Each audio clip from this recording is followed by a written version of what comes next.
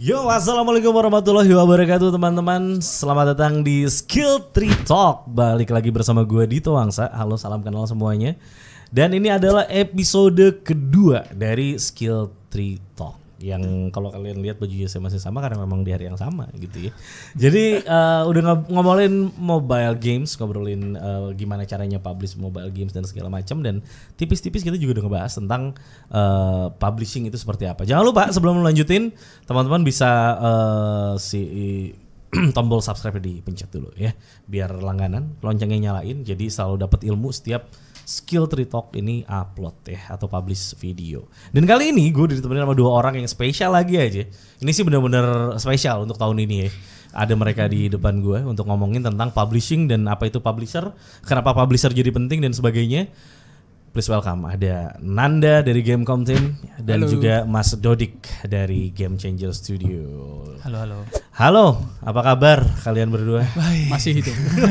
Masih hidup, masih bikin game. Nah, kenalan dulu sedikit sama teman-teman. Walaupun udah terkenal banget, tapi kenalin lu siapa di Gamecom?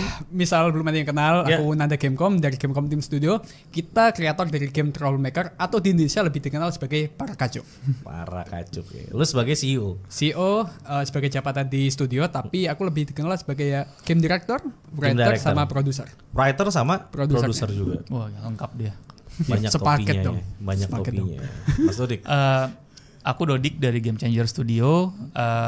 Kita terakhir tahun lalu dari rilis My Lovely Empress, itu trilogi dari My Lovely ya. Dan sekarang yang kita lagi bikin itu gamenya 1998 The Tollkeeper Story. Anjir, gokil. Judul yang cukup bikin semeriwing ya. Dan Mas Dodik ini cukup jarang nongol. Biasanya si ibu ya, Ibu Riris Marpaung biasanya. Iya, Kali ini super spesial, gue bisa ngobrol podcast pertama kali.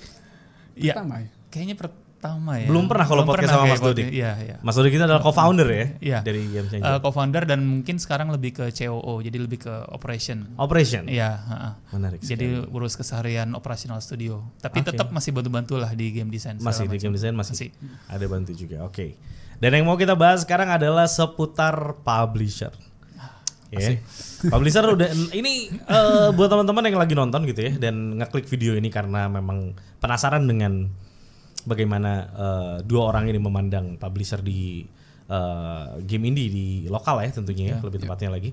Gue pengen tahu dulu dari pandangan lu berdua sebetulnya kalau ditanya gitu ya, publisher tuh apa sih gitu. Penjelasan menurut Nanda atau menurut mau siapa duluan? Oke. Aku dulu. Yes, boleh. Oke, simpelnya sih mungkin ini pandangan secara pribadi dan juga di studio yang kurasain ya. Simpelnya adalah kita sebagai developer otomatis kerjanya ngapain? Bikin game. Nah, sekarang kita ini kan maksudnya kerjaan Pak, kita nyari duit dong. Pasti ada dong pihak yang jualnya. Nah, itulah sisi publisher. Mereka fokus kan jualnya, sedangkan kita ya bikin gamenya aja. Itu sih yang publisher secara yang kita ketahui dan juga yang kita rasain. Jadi selama ini pun Trollmaker 1, 2 yang ini lagi mau rilis, itu kita ya fokus bikin gamenya aja, secara jualannya, secara nanti marketingnya, secara ya funding sebagainya itu bonus ya. Kalau funding sebagainya itu sisi mereka. Itu sih. Jadi kita developer bikin gamenya aja deh. Nggak usah pusing sama yang lain. Benar. Oke. Makanya butuh publisher. Butuh publisher. Oke. Mas Dodik? Ya mirip-mirip lah sebenarnya. Cuman pandangan aku sih lebih kayak publisher tuh lebih ke multiplier.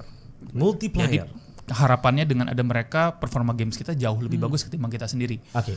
Dan kadang-kadang multiplayer tuh beda-beda. Ada yang tadi fokus ke promosinya kah, ada yang fokus di kualitasnya dengan QA atau mungkin ada fokus tes atau segala macam. Jadi intinya kita ketika ngelihat publisher tuh gimana pastiin dia emang punya fungsi untuk ke gamenya. Kelemahan kita di mana dan biasanya mereka akan ngebantu di situ. Nah, itu fungsi utama dari publisher. Jadi nge-multiply sukses dari game kita. Nice. Menarik. Serupa tapi tak sama. Tapi intinya adalah mereka adalah bagian dari support untuk teman-teman game developer. Iya. Jadi kayak apa? Kalau game MMORPG gitu kita warriornya mereka priest di di belakang yang ngebuff ya.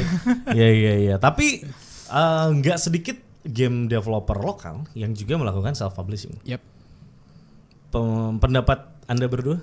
Tergantung kapabilitas nggak sih, maksudnya kalau lo emang ready buat self publish ya self-publish aja. Ya why not? Maksudnya kayak oke, lu ada budget buat marketing, lu ada budget buat jualannya lah gampangnya. Ya kenapa enggak? Lagi pula kan ketika kita kerja sama pihak luar nih, misal publisher atau ya marketing sebagainya, pasti kita ada yang dikurangin dong, which is kayak contoh revenue share atau mungkin berbagi berbagi revenue sebagainya. Nah kalau lo self-publish ya lo terima segitu, semuanya lo terima mentah-mentah gitu loh maksudnya. Makanya ya kalau lo emang capable buat self-publish ya kenapa enggak? Gitu sih. Ya, dan kadang memang self-publish juga kadang-kadang bukan pilihan. Kadang-kadang memang mereka nggak connect dengan publishernya atau gimana, atau nggak punya koneksi ke sana. Makanya kan sekarang ada skill tree segala macam untuk bisa nyadarin itu ya. Tapi kadang emang ya kan dulu juga waktu pertama bikin game untuk Steam kita juga nggak ada publisher kan. Kita ngelihat kayak udahlah kita coba rilis. Meskipun saat itu kita juga tahu kalau memang publisher itu punya peran yang penting. Jadi memang kadang ada beberapa orang yang di kondisinya seperti itu. Dan tadi kata Sinanda ya kalau ada publisher harapannya akan lebih sukses. Nah sama kayak aku bilang tadi multiplier. Jadi kalau emang harus ada publisher itu harus punya tujuan yang nggak cuma sekedar katanya kalau ada publisher bagus ya udah cari deal gitu doang. Nggak bisa kayak gitu. Kita harus benar-benar mastiin gitu loh. Berarti dapat dan punya publisher itu tidak harus sebetulnya berarti. Tidak. Aku bisa bilang tidak harus, dan juga nggak ada publisher yang semua tuh kayak gitu. Ada publisher yang ngerjainnya A, ngerjain B, ada yang publisher cuman asal publish, ada publisher yang juga funding, ada publisher yang cuman marketing, porting. Jadi ya banyak macamnya juga. Jadi maksudnya enggak karena lo punya publisher, lo otomatis sukses gitu loh. Oke, sebentar. Kita tahan dulu ya.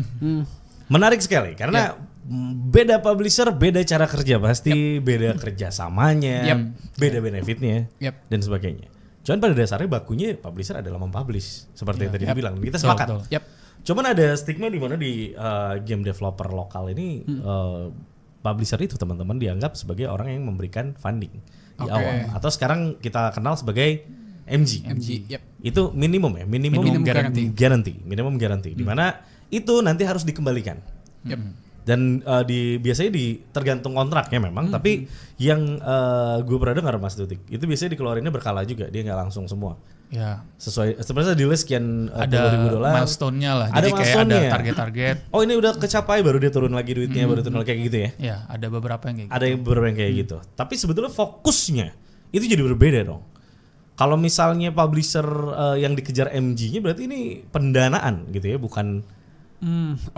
Menarik nih. Maksudnya kayak aku juga dengar nih beberapa teman-teman tuh kayak nganggap ketika lo dapat publisher berarti game lo sukses. Padahal kan enggak, itu kayak baru jalan startnya, Pak. Lo baru ada duit buat bikin game lo. Nah, mungkin itu kayak pola pikir yang itu nalangin kan sebetulnya mereka. Nalangin bener.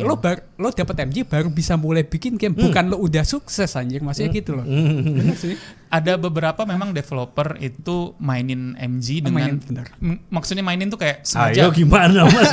Mainin MG misalnya dealnya itu berapa misalnya 100.000 tapi dia pengennya 20.000 aja, tapi revenue share-nya beda.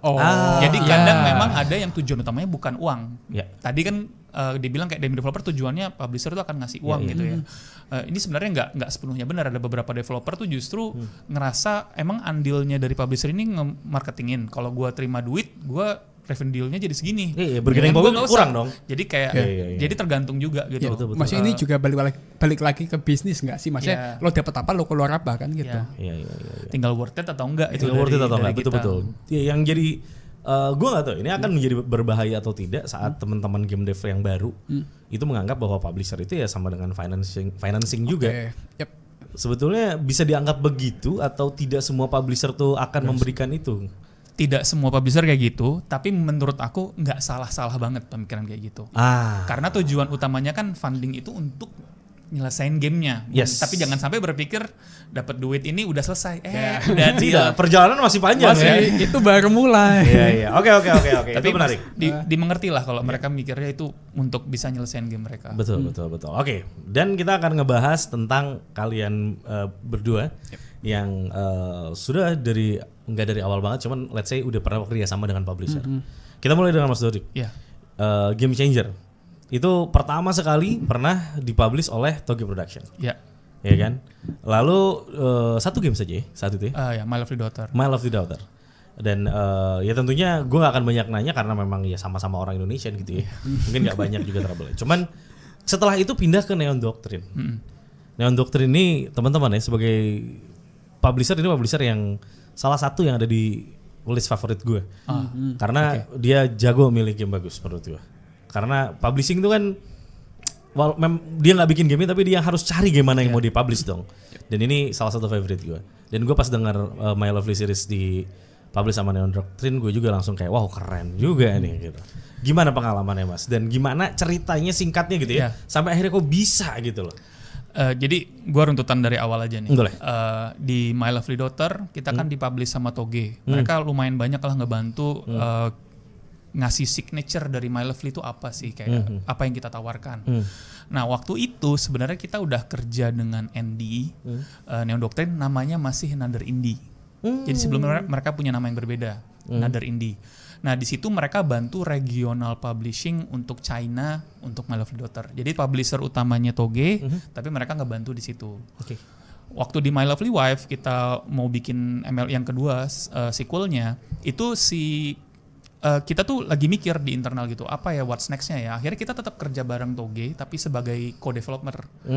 Karena kita pengen coba cari publisher luar untuk pengalaman kita lah, untuk cari pengalaman. Dan waktu itu kita bawa ke Neon Doctrine, mereka tuh langsung kayak, wah kita pengen banget nih game lu kita publish. Mereka juga, dan kalau cuman kayak gitu oke lah, tapi mereka juga kayak, kita plannya mau marketingin kayak gini, approach-nya kayak gini, visi kita kayak gini. Nah karena klop, udahlah akhirnya kita deal dengan ND di MLW, dan waktu itu cuma MLW aja.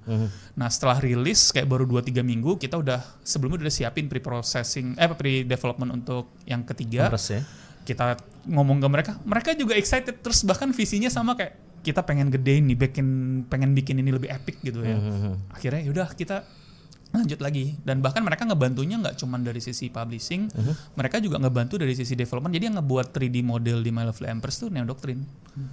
What? Ya, jadi mereka juga ngebantuin kita nggak cuma dari sisi publishing aja, karena kita lemah nih, kita pengen transisi, dan mereka ngebantuin itu. Ya. Jadi technically mereka ikut develop ikut juga, iya in a way.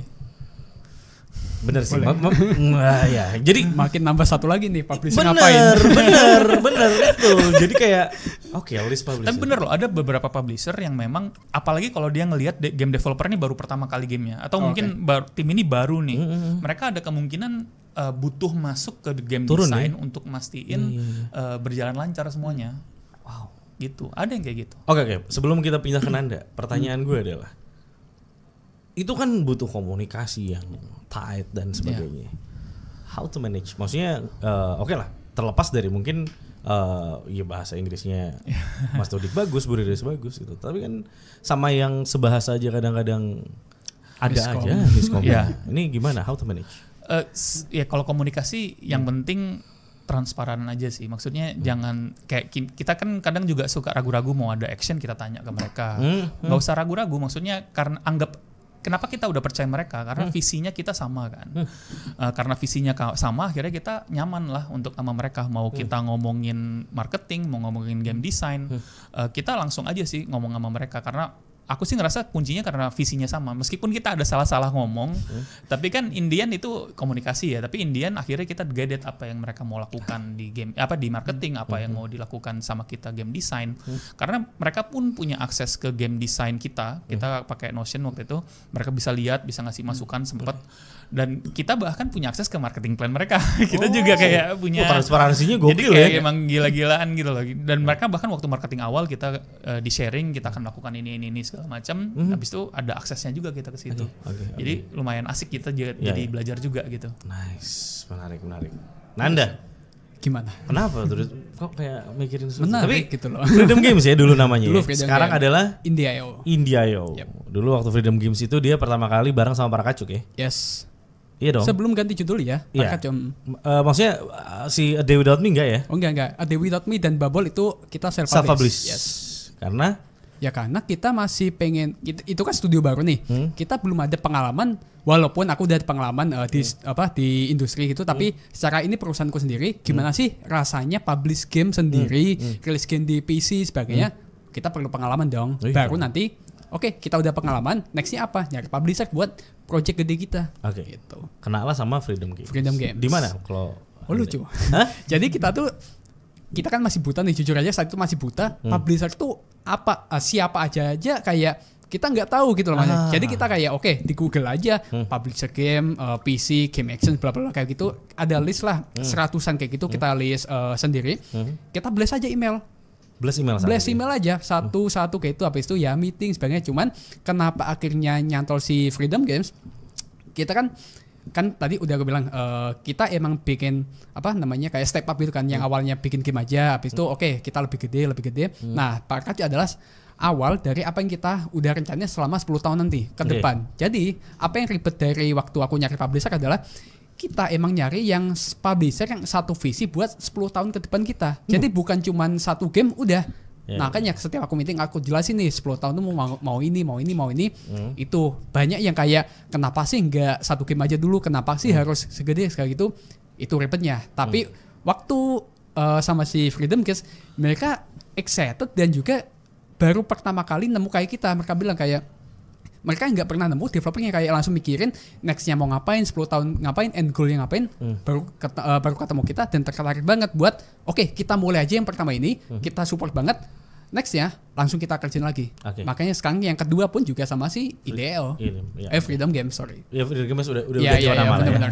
Nah, yang lu rasain manfaat paling luar biasa. Kalau tadi dari Mas Sodik bersama Neon Brox Andy luar biasa lah, maksudnya sampai akhirnya kayak keluarga tuh ya hitungannya ya. Sampai segala dibuka-buka, lu bisa lihat marketing plan dan sebagainya gitu. Yang lu dapat yang paling beneficial buat Nanda dari Freedom Games sebagai publisher. Paling kerasa dan paling aku seneng banget sih, kita beneran fokus bikin gamenya aja. Kita nggak perlu mikirin kayak tanda kutip apakah bulan depan masih bisa lanjut atau kayak kan ya kita kan masih studio butuh duit kan buat jalan. Nah itu dia, kita nggak ada pikiran itu, kita bikin gamenya aja sesuai yang imang kita mau. Dan juga yang waktu kita meeting sama si Freedom Games saat itu adalah ini lo jangan ikut campur urusan gamenya harus jadi apa. Ini urusanku. Kalian cuman sekadar publish dan juga support apa yang kita lakuin. Itu yang aku suka sama mereka beneran 100% kreatif di kita. Gitu aja, mereka cuman kayak saran sebenarnya tapi secara keputusan tetap di kita banget gitu. Itu banget sih, kayak mereka nggak ada ganggu gitulah gampangnya sih. Gitu sih. Jadi secara positioning jelas gitu. Jelas banget, kita bikin game, kalian jual. Gitu. Dan lu ngerasa dia melakukan tugasnya dengan baik? Banget. Sampai sekarang Terminator 2 mau rilis, ya masih kerasa itu ya efeknya. Gitu. Oke. Ini menarik, dua-duanya manis sekali ceritanya teman-teman ya. Kalau kita ngomongin masalah publisher. Amin ada juga yang enggak. Oh iya, banyak cerita-cerita. Ya pasti ada lah waktu-waktu di mana punya beda pandangan lah. Betul. Ya misalnya waktu aku di MLW gitu, gimana how we promote the game. Karena MLW kan temanya agak-agak sensitif tuh. Jangan sampai kelewat batas. Betul. Itu ada obrolan-obrolan yang bisa jadi kayak perdebatan lah. Tapi in the end karena visinya sama, ya akhirnya kita juga bisa dapat jalan tengah atau konklusi yang lebih profitable, yang bagus lah buat kita berdua. Win-win lah ya istilahnya ya. Bener sih, kalau boleh nambahin, itu juga kejadian juga di Thronebreaker 1 dulu. Kan karena temanya sekolah nih, masih bocah-bocah banget. Si Freedom Game tuh kayak ngasih feedback, kalau bocah sekolah jangan dong ada darah, jangan dong ada senjata tajam. Betul Nanda itu. Itu dia, makanya kenapa gamenya banyak potongan, itu kita juga baru nyadar. Bener. Banyak. Tapi yang lu terabas juga banyak juga lah. Iya, maksudnya itulah kita kayak nyari sampai titik mana kita bisa bikin game dengan tema ini gitu sih. Iya. Oke. Karena kan juga publisher ngelihat juga nih bayangan mereka nih temanya mature, bakal responnya gimana. Jadi justru itu yang mereka harus kasih ke kita, insight industri yang mungkin kita nggak tahu gitu. Oke. Berarti kita akan mundur sejenak. Dan kita anggap bahwa selama kalian tepat mencari publishernya, kalian akan dapetin, karena publisher kan kayak partners juga ya dirinya. Lo harus cari yang nyaman, lo harus cari yang cocok dan sebagainya. Kalau boleh nambahin, ini ngomongin publisher juga. Aku kan sebelum di studioku sendiri, Gamecom Team, aku kan juga kerja di studio game mobile kan dulu. Aku juga kerja sama dulu Main Terus Digital Lab namanya. Sampai sekarang masih ada. Kita kerja sama publisher banyak banget Pak. Kayak ada Voodoo, Quale, Ketchup, Amanda sebagainya. Setiap publisher yang kita kerja sama saat itu beda-beda kayak kerjasamanya gitu. Ada yang kayak bayar per game, ada yang bayar per project, ada yang emang nggak bayar sama sekali, ada cuma nerima kayak revenue share sebagainya. Jadi emang lo cocok-cocokan sih sama yang intinya lo jangan deal sebelum lo lihat kontraknya dulu. Betul. Cocok apa gitu ya. Oke, kita mundur sedikit berarti kalau gini. Teman-teman di sini mungkin ada yang dalam kondisi sedang mencari publisher dan mendengar yang tadi tentunya wow manis ya gitu kayak lu dapat MG pula, lu dapat partner pula dan sebagainya. Tentunya dengan yang tadi dibilang sama Mas Dodik dan juga Nanda, ya kitanya juga harus open dan segala. Ya pokoknya cari yang paling win-win di antara kalian gitu. Jangan ada yang rese gitu ya. Sekarang kita mundurnya ke gimana sebetulnya nge-pitch yang baik dan gimana caranya untuk atau gini dulu. Titik apa sih saat teman-teman yang lagi dev gamenya mereka gitu lagi develop, titik mana akhirnya lu memutuskan untuk cari publisher yuk gitu. Itu di titik apa Mas? Kalau dari game changer ya, kita biasalah kan melakukan prototyping dan segala macam. Kita kalau udah ngerasa nyampe prototype ini atau vertical slice lebih bagus ya kalau udah nyampe titik itu. Kalau udah nyampe di mana kalau orang mainin udah tahu kira-kira potensinya akan sejauh apa. Jangan terlalu raw, kadang bisa disalahartikan. Jadi kita ada elemen story-nya tetap masuk kalau emang game yang butuh itu. Semua elemen tuh udah ada, udah representasi. Nah itu menurut aku saat yang tepat untuk bisa show ke publisher. Karena publisher tuh nggak bisa cuma denger ide, nggak bisa cuma kayak lihat gambar doang. Mereka harus rasain sendiri, feelingnya sendiri gitu, untuk mastiin apa tuh gamenya bakal sukses. Dan kadang mereka juga ngelihat kita tahu nggak timnya tuh mau ngapain ke depannya. Soalnya kadang-kadang ada beberapa yang ragu karena ini kayaknya idenya besar tapi kayaknya tim ini nggak bisa. Kadang-kadang kan mungkin prototype-nya bagus segala macam, mereka juga menilai itu. Yes. Jadi kita juga harus ngelihat dari kesiapan timnya dan game yang lagi dibuat itu kayak gimana. Kecuali kalau kita Hideo Kojima ya. Kita ngomong walking simulator langsung publisher nih tag mana. Siap nggak nanya lagi tuh. Tapi yang pasti setelah ada playable dong. Atau tidak harus? Tergantung track record sebenarnya. Kalau memang track recordnya udah ada, ya kayak tadi Hideo Kojima bisa aja ngomong. Tapi kalau misalnya nggak ada, ya mau nggak mau itu harus ada kan. Lebih baik ada dulu. Lebih baik ada playable itu. Playable. Dan bargaining power kita jadi lebih tinggi dong karena kita udah punya. Ini jelas nih, gini gitu ya. Nanda sama? Kurang lebih sama dan bahkan mau nambahin tadi tergantung kayak apa tim lo atau kayak portofolio lah. Gampangnya gini, waktu dulu Tomb Raider 1 kan ya kita pitching terus ada build sebagainya bla bla bla. Tapi Tomb Raider 2 kita nggak ada pitch deck, nggak ada apa, tapi ya cuman karena kita pengen bikin yang kedua nih. Lo mau nggak? Oh mau, ya udah. Karena itu emang lo bangun apa namanya capability tim lo, studio lo, portofolio lo gitu sih. Jadi kalau tergantung posisi studio lo juga mas ya. Kalau misalnya anggap aja kayak lo itu developer game mobile, portofolio lo banyak. Terus lo nyari publisher kayak Voodoo sebagainya, mereka kan benar-benar kayak setiap minggu, setiap hari ada game baru kan. Ya itu mungkin cocok, lo tinggal kita bisa kerjasama enggak? Kita aja tanpa lo bikin game dulu buat mereka. Karena portofolio, ya mungkin banget kan portofolio udah banyak banget. Kalau ada portofolio. Itu dia. Kalau lo nggak ada ya, berarti bikin dulu. Baru nyari yang cocok. Oke, tapi intinya yang gue tangkap adalah mulai maju ke publisher saat lu sudah yakin game lu apa, sudah jadi ya setidaknya sudah matang lah ya. Iya sebenarnya kalau matang kan anggapannya udah ready makan. Enggak juga sih yang betul ya. Maksudnya matang dalam arti mungkin gini, siap di pitch aku bisa ngasih ini zaman Parkaco yang masih R&D deh. Parkaco R&D kan saat itu masih dibikin pakai Unity yang kita bikinnya 3 bulan, tapi secara ide game ya udah ada nih. Kita game tentang bocah sekolah ngomong kasar banget bla bla bla. Habis itu ya udah gamenya bakal brutal kayak gini kan. Itu kita rilis habis itu sebulan kita kayak ngambil semacam data buat KPI kita. Pokoknya ini whistle-nya harus sekian, follower kita nambah sekian, bla bla sekian. Ini kecapai, ini yang kita bawa ke publisher. Nah, itu yang kita bawa ke ide awal. Tapi ketika kita deal, gamenya bikin dari awal.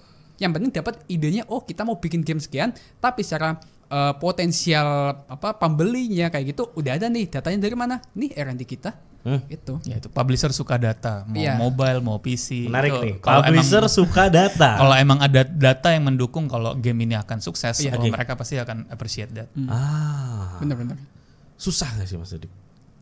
Susah gimana maksudnya nih? Mendapatkan deal dengan publisher tuh? Mungkin bahasanya tuh ya tadi kalau misalnya nggak punya track record susah untuk kita bisa meyakini. Kecuali gamenya cemerlang banget misalnya gitu ya atau kadang tadi cemerlang pun kadang ragu karena ini bisa nyelesain atau enggak kan bener, gitu kan karena apalagi game kayak Nanda ada voice over ada apa kan pasti pemikirannya kayak gitu dong ini orang tinggi bisa atau enggak nih gitu jadi gua rasa sih kalau susah pasti apalagi gua juga dulu awal-awal bikin game itu nyari publisher ya susah gitu cuman kalau sekarang kenapa bisa in a way sedikit lebih mudah ya karena ada track record itu. Kita udah bikin My Lovely Trilogy ini ada 3. Ya, mungkin buat kita ini jadi kayak hal yang kontak dengan publisher jadi lebih mudah gitu. Dan jadi gitu sih. Kalau udah ada track record gampang, tapi kalau susah ya memang jadi tantangan. Mau nggak mau harus bisa buktiin. Atau bahkan kalau bisa ngerilis game kecil dulu gitu atau apa untuk show kalau kita minimal punya kapabilitas teknisnya. Tapi abis itu ya udah. Kita coba cari publishernya dari setelah itu gitu. Gue pengen tahu sedikit ya pengertian vertical slice apa ya maksudnya udah nyampe vertical slice. Jadi vertical slice yang dimaksud di sini adalah sebuah kondisi ya. Sebuah ini bukan kondisi pokoknya tahapan di mana gamenya ini udah menunjukkan kira-kira potensi. Kalau biasanya bahasanya game developer tuh core loop-nya udah basicnya udah muter. Kita kalau main game itu kita melakukan sesuatu, terjadi sesuatu, kita dapat respon dari sesuatu itu, terus kita mengulang. Itu basicnya. Tapi kalau misalnya pengen lebih ya kita harus nunjukin kayak potensi dari game itu gimana. Kayak misalnya My Lovely Daughter gitu ya. Setelah ngebunuh homunculus apa yang terjadi? Jadi kita bisa ngebayangin nanti kita bisa nambahin A, nambahin B, nambahin C. Jadi mungkin yang A, B, C tadi belum ada, tapi kita udah ngelihat potensinya dari vertical slice itu. Atau gampangnya orang misalnya kita lempar build ke Mas Dito nih, Mas Dito udah tahu ini finalnya bakal jadi game kayak apa ya. Kebayangnya benar. Vertical slice itu adalah di situ, di titik itu. Dan itu semua faktor ya, nggak cuman gameplay. Artnya juga udah representatif, udah gitu. Teknis apa segala macam. Soalnya kalau misalnya gambarnya masih misalnya programmer art atau masih kotak-kotak, meskipun gameplaynya seru ya, tapi itu belum vertical slice, belum ngegambarin semuanya. Karena vertical slice itu kan kayak kue, udah jadi kita potong gitu kan. Itu semuanya bisa ada elemen, semuanya bisa dijadiin satu gitu. Jadi nggak bisa cuman satu bagian doang yang komplit gitu. Atau kalau zaman sekarang mungkin lebih gampang demo kali ya. Demo prolog kayak gitu. Soalnya kalau demo itu udah sangat public ya, kita nggak harus hati-hati. Kalau vertical slice masih ada bug, oke lah, maksudnya masih bisa dimengerti gitu. Dan kadang-kadang kalau demo kan kita desain ada ujungnya itu ada yang kita gantung dulu kan supaya buat penasaran. Kalau vertical slice tujuannya bukan ngegantung gitu, tapi proving ya. Iya, membuktikan. Jadi segitu pentingnya untuk sampai ke vertical slice baru maju ke publisher. Itu akan lebih mudah ya. Tempat mencari publisher. Mas Dodik. Iya dong. Ini pasti dipertanyakan sama yang lagi nonton gitu ya. Iya deh bang, gue ngerti. Di mana carinya bang gitu. Jujur sekarang justru udah lebih gampang banget gak sih? Maksudnya kayak nggak boleh begitu. Bukan maksudnya gini deh, lo buka Steam, ada nama publisher kan, lo cari websitenya pak. Email aja udah. Maksudnya, dan kadang bahkan mereka punya form khusus untuk submit game. Jadi kayak mereka udah punya cara untuk nge-grab orang-orang yang pengen ngasih game ke mereka tanpa harus kayak kontak langsung dengan mereka atau gimana. Anyway sekarang Tollkeeper ada publisher kah? Masih kita ini dulu cari-cari dulu lah. Belum nih. Cepat belum. Atau gini deh, kalau masih terlalu males buat nyari salah satu ke event. Nah makanya itu dia kan gue pun mengenal beberapa event event B2B yang salah satunya yang paling gede di Indonesia ada IGDX ya, yang selalu terjadi di Bali tuh, ya kan. Dan tentunya teman-teman nanti akan ada episode khusus kita ngebahas itu, gimana caranya jadinya kalian punya kesempatan untuk punya slot meeting ya. Itu sebetulnya seberapa works sih, maksudnya seberapa itu akan berharganya untuk teman-teman yang akan mencari publisher menurut Anda berdua? Menurut gue works banget gitu ya. Gini, kesulitan kalau online kadang itu kita susah punya presence ya. Kalau misalnya kita ada event tempat ngumpul, oke lah kita berhasil bikin meeting meet to match biasanya nama aplikasinya ya. Tapi kita bisa juga ketemu orangnya di luar dari situ kan. Itu dia. Jadi maksudnya ada opportunity-nya akan lebih banyak. Yes. Kalau kita tadi dari online memang kita bisa kirim, tapi itu bisa masuk junk atau bisa masuk apa gitu. Pokoknya bisa juga nggak kebaca. Bisa juga nggak kebaca. Tapi kalau misal kita ada di area itu, orang-orang lagi pada di situ, meskipun kita nggak dapat meet to match-nya, tapi kalau kita lihat dia lagi jalan atau lagi santai, cegat aja gitu. Bisa kita bukan ganggu lah ya, kita bisa. Istilahnya kita coba cari perhatiannya dia. Gitu. Jadi itu menurut aku opportunity yang bagus mau di IGDX atau event-event bisnis lain gitu. Ditambah kalau lo belum punya nama, kan itu udah ada listnya gitu kan siapa aja yang datang. Otomatis ya kayak misal lo kalau belum punya nama terus lo nyarinya online ya kayak lo tanda kutip ampin-ampin nggak dianggap gitu loh. Email lo masuk terus misal DM lo masuk mainnya ya mungkin ini siapa sih kayak gitu. Tapi kalau kita event ya karena udah terjadwal ya pasti lo ketemu. Gitu lebih besar kan sih untuk pasti ketemu ya. Benar. Itu sih. Oke. Dan dapetin opportunity dapat publisher di sana juga lumayan tinggi ya. Setahu aku lumayan sih. Lumayan ya? Karena Lumayan memang kan tujuan orang publisher datang to find a game. Betul. Gitu kan. Memang Betul, jadi makanya tendensi untuk ada deal tuh ada. Oke, udah jelas carinya gimana? Kata Nanda zaman sekarang ya benar sih, gue harus setuju sama. Gimana lagi, langsung aja email aja gitu ya, jangan takut-takut. 1 email nggak tembus berarti 2 email, 2 email nggak tembus 3 email, ya jangan menyerah. Dulu aku 100-an Pak. Tuh. Tak bless email. Dengar tuh. Jadi emang ya masalah upaya mah masing-masing lah. Sekarang yang kita mau pertegas lagi adalah apa yang jangan sampai lo lakukan saat lo lagi cari publisher. Jangan sampai. Jangan buru-buru. Jangan buru-buru satu. Ya maksudnya kesalahan apa sih yang biasanya newbie itu lakukan? Misalnya ternyata gini, gue pernah dengar, there's a predatory publisher. Yep. Oke. Itu benar ya? Iya benar dong. Maksudnya ini juga bisnis gitu Pak. Lo pasti secara bisnis misalnya anggap aja lo publisher, lo pasti pengen terima lebih banyak duit kan. Betul. Otomatis kalau lo tanda kutip rakus banget, lo pasti pengen nyarok sebanyak-banyak kan. Betul. Tapi Dan ngebodoh-bodohin developer game bisa tapi aja kan. apakah itu salah? Ya enggak, karena emang ini bisnis. Nah di sisi lo sebagai developer ya gimana lo cara mengimbangi apa yang lo dapat sama apa yang lo kurang. Gitu. Lo ukuran otomatis kalau adil, revenue share-nya ya mungkin yang adil. Terus mungkin lo revenue share-nya kecil di lo tapi duit MG-nya gede di lo, oke fine gitu loh. Jadi lebih ke lo nyari balance-nya yang cocok sama studio lo. Tapi jangan lo pikir lo nggak akan kehilangan apa-apa. Kayaknya lo pasti kehilangan sesuatu deh, tapi ya itu yang perlu lo balance. Oke. Gitu dong. Oke, menurut Anda adalah siapapun dealnya nanti dengan siapapun publishernya selalu akan ada yang Selalu ada, dikorbankan. namanya juga bisnis Pak. Kita Ya, saling oke. tukar kan. Oke, Mas Udik. Kalau gue ya, kalau yang jangan sampai dilakukan segala macam. Cuman yang gue berpikir yang hati-hati harus dilakukan itu adalah tanda tangan kontraknya. Kadang yang harus dihati-hatiin apa yang disampaikan.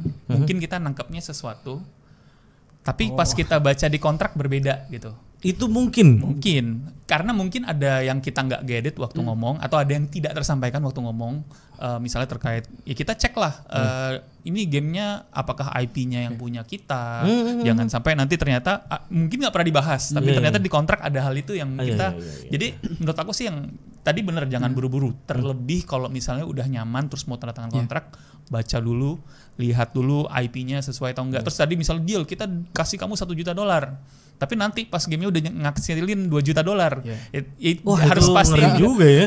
Itu Ya, cuman pengandaian ekstrim lah. Iya betul, tapi artinya seharus hati-hati Harus itu. hati-hati. Sama jangan sok tahu. Kadang tuh ada misalnya bocah gitu ya, kayak tulisannya gini pasti ini nih. Nah itu. Jangan sok tahu aja karena lo bukan orang legal. Bahasa legal. Baiknya lo nyewa orang legal. Betul. Seberapa harus lu menyewa orang legal Mas untuk itu? Harus. Gini. Kalau lu ngerasa apa yang lu baca lu nggak ngerti atau lu punya keraguan, kayak ini artinya bisa dua. Kalau lu Ambigu tanya gitu ke ya. orang, ke publishernya, ya dia jawab apa yang pengen lu Iya dengar dong. mungkin kan. Mendingan cari orang yang lebih netral, yang paham. Nah itu mendingan ribet di apa tuh namanya, di hal kayak gitu, ketimbang nanti di belakangan Lebih ribet lagi. ternyata kayak gini, cuman karena salah baca. Iya. Ini aku pikir ini maksudnya tadi, Ini. tapi ternyata enggak gitu. Karena bahasa legal tuh kadang ada bedanya sama bahasa ya kita sehari-hari gitu. Pasti, Ada pasti. Pakai bahasa Indonesia aja kadang-kadang Oh MOU iya, dan apalagi sebagainya. Inggris. Betul. Apalagi bahasa Inggris gitu kan. Cuman yang serem kan sekarang tuh orang-orang kadang-kadang udah denger deal, udah percaya, Iya. terus langsung kayak apa tuh abis install aplikasi ya scroll agree gitu kan. Anda menikahi sapi ya, 2 kintal juga ada di situ lo nggak tahu. Ya tuh. itu makanya harus Iya, hati-hati. iya. Bahkan kalaupun lu ngerasa kayak sekarang ada ChatGPT gitu ya, lu taro, lu terus minta ringkasin, Tolong cek dong gitu ya. mendingan cari yang soalnya Orang legal lah ya. tuh bahasanya beda. baca tuh bahasa Indonesia aja ribet, gimana pas Inggris. Iya itu dia. Tuh teman-teman ya, ini benar-benar digaris bawain sama 2 orang ini ya. Bahwa memang di tahapan udah kontrak lah ya. Iya. Mau tanda tangan kontrak itu adalah tahapan yang krusial dan jangan pelit untuk hire orang yang ngerti ya. Demi keselamatan kalian juga ke depannya gitu. Kalau nggak ada yang bisa di hire, cari saudara gitu atau siapa. Iya yang gimana bisa. caranya lah pokoknya ya. Carilah kalau bisa. Cari orang yang bisa bantu Iya. kalian untuk Karena dulu juga ada masa-masanya kita kayak minta tolong saudara yang tolong dong bacain dong gua. atau misalnya dia Khawatir nih. mahasiswa hukum, Iya. dosennya tolong baca. Iya. gitu. Iya dengan berbagai cara lah Iya, intinya ya. Karena ya poin-poin di kontrak itu kan setelah ditandatangan menjadi Iya. Ya benar. sah maksudnya. itu dia. Heeh. Berubah tuh itu jadi udah ya ini Iya, ada di iya. sini semua ya. Dan gak sedikit teman-teman ya kejadian yang merasa ditipu oleh kontraknya. Ya, padahal salah baca doang. Bisa jadi salah pemahaman, Salah pemahaman. dan sebagainya itu sangat mungkin terjadi. Jadi terlepas dari apapun itu harus ada. Makanya kalau di satu developer disebut apa ya? Studio game gitu. Let's say studio game, ada Gamecom team, ada Game Changer. Kan nggak semuanya itu ngerti publishing, marketing dan sebagainya. Makanya butuh publisher. Mau mengerjakan kerjasama juga nggak semuanya ngerti masalah legal, jadi harus jadi emang banyak yang harus dilibatkan dan harus dulu mengerti ya sebelum melangkah lebih jauh lagi ya. Oh iya Pak. benar. Nah, makanya kita kurangin dengan kita fokus bikin game aja, udah nggak usah mikir yang jelibat dan sebagainya ya. Iya. Dan memutuskan untuk ini Nanda menurut gue gokil banget Mas. Memutuskan untuk punya long run, very very long run with IO Indie 10 tahun bahkan dibilang. Ya pokoknya aku udah ada bayangan sampai 10 tahun aku mau ngelakuin ini gitu. Dan untungnya ini kan udah 5 tahun nih, masih on plan banget. Masih on track semuanya. Yes. Masih on track dan jadi lu mau sedangkan Game Changer itu akhirnya tidak lanjut nih sama Andy gitu ya yang sekarang. Ada alasan tertentu gak sih? Sebenarnya nggak ada alasan yang spesifik ya, karena kan memang game yang kita kerjain sekarang juga beda dengan portfolio yang kuatnya untuk Neon Doctrine juga. Jadi kita ya saling mengerti aja lah. Kita nggak kepengen kayak kita harus sama Neon Doctrine terus, kita harus bikin sesuai dengan yang mereka punya visi gitu ya. Yang nggak kayak gitu, kita juga punya pemikiran game apa yang mau kita buat dan apakah publisher itu juga bisa ngebantu kita. Kan kadang mikirnya juga kalau mau marketingin kalau bisa portfolio dari developernya dari publishernya itu sesuai dengan game yang sedang kita buat gitu. Jadi kita harus pilih-pilih juga lah. Setuju. Kayak gitu. Itu tadi lupa kita bahas sedikit ya Mas Dodik ya, bahwa memang publisher pun punya track record kan. Game-game apa yang mereka publish dan sebagainya itu kan biasanya ada karakteristiknya juga kan. Betul, sangat gitu ya. Ternyata Neon Doctrine gini, P-Cube gini loh, gitu. Raw Fury beda lagi gitu. Itu juga perlu diperhatikan berarti. Iya, jadi harapannya dengan publisher punya pengalaman dengan yang game yang sama, mereka juga tahu ngarahin kita untuk marketingnya gimana. Dan mereka biasanya udah punya fanbase kan. Fanbase-nya kalau udah mainin game yang udah mirip-mirip, pas denger Neon Doctrine bikin game kayak gini, ya udah gue main juga karena dia sama-sama dipublish sama Neon Doctrine gitu kan. Udah percaya nih. Neon Doctrine setiap gini, oke paham. Jadi itu juga adalah satu hal yang penting jadinya ya. Jadi kurasi dari teman-temannya sendiri untuk menentukan kira-kira publisher mana yang cocok untuk saya pula gitu. Jadi nggak melulu cari publisher itu adalah publisher yang milih Anda, tapi Anda juga punya milih juga kan setidaknya gitu ya. Oke, berarti kita udah nge-run through ya. Mulai dari gimana dapetinnya, apa yang harus dipersiapkan, apa yang harus dihati-hatikan, dihindari dan sebagainya. Sekarang ngomongin mengenai self-publish dan juga publishing adalah hal yang artinya jadi jelas bedanya seperti apa. Ya, karena kalau udah sampai self-publish itu kan ada yang terpaksa kayak dia dulu gitu. Kita juga kok. Sempet ya, sempet. Ascender. Dulu banget. Dulu banget 2017. Iya. Dan ada juga kan yang kita kenal sekarang self-publish beberapa kali. Digital Happiness, betul. Digital Happiness adalah yang luar biasa. Dewi mah emang udah sepuh. Dewi mah sepuh udah. Sepuh udah ya. Ada pasarnya sendiri udah. Iya udah ya. Itu emang udah beda level. Beda level.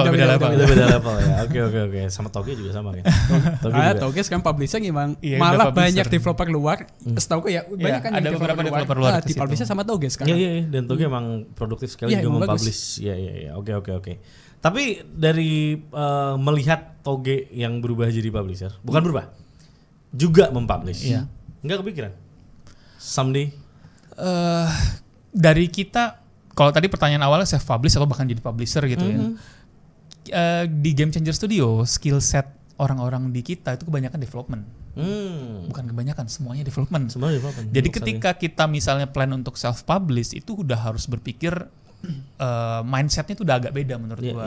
Jadi kita kalau emang mau ke arah ke sana, kita harus nggak bisa cepet, harus pelan-pelan, harus ngelihat nanti kira-kira strategi marketing apa yang cocok untuk studionya atau untuk misalnya kita nanti nge-publish.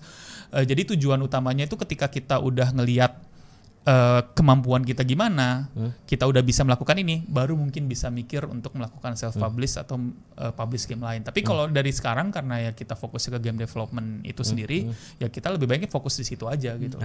Oke. Itu pun yang disarankan ke teman-teman yang ya mendingan fokus dulu aja sama produknya. Ya, karena itu intinya kan, itu yang dijual. Itu yang dijual, betul. Yeah. Iya. Itu apa ya? Gue yakin banget banyak yang masih dilema di situ ya. Kayak mau cari publisher apa self publish gitu ya. Kalau nanti sama publisher apakah ribet atau enggak? Ya tapi jawabannya tadi udah. Ya macam-macam lah. Iya. Intinya nggak bisa disamakan dan emang itu harus. Makanya penting juga ya nonton Skill Tree. Biar kalian bisa tahu. Ya. Bridging-nya oke aja. Iya. Jadi terbuka gitu ya pemikirannya. Jadi sebelum kalian lebih jauh gitu ya melangkah nanti juga tapi walaupun kepleset itu hal yang nggak apa-apa dong. Faktor itu baik ya. Pengalaman jatuh sering kok. Jatuh mah jangan takut gitu ya untuk jatuh, tapi berhati-hati juga salah satu tindakan yang harus kalian punya dengan caranya ya dengerin dari Nanda maupun dari Mas. Ya semoga jatuh tuh jangan sampai jatuhnya ke jurang, jatuhnya ke got aja. Iya, jatuhnya ke got aja. Kalau ke jurang kan susah nolongin ya. Kadang-kadang begitu. Oke, karena waktunya sudah di warning ternyata sudah mau habis ya. Kita akan masuk ke closing statement aja dari lu berdua.